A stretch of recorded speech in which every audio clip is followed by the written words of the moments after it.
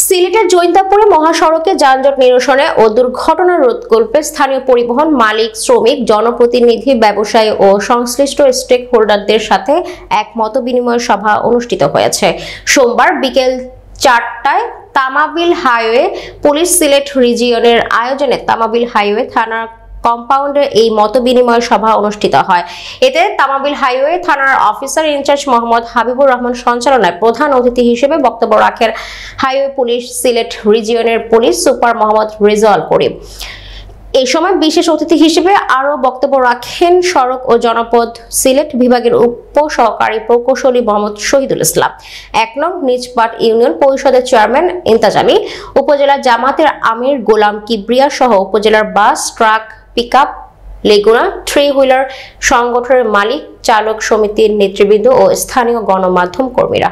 বিশেষ করে যে অসুবিধাগুলো তৈরি হয় সেটা আমরা হাইওয়ে পুলিশের আইনে কি বলছি, আমরা আসলে সড়ক পরিবহন আইন 2018 এই ক্ষমতা বলে কাজ করি। কি ক্ষমতা দেয়া আছে, কেন দেয়া আছে, এটা হলো বিষয়।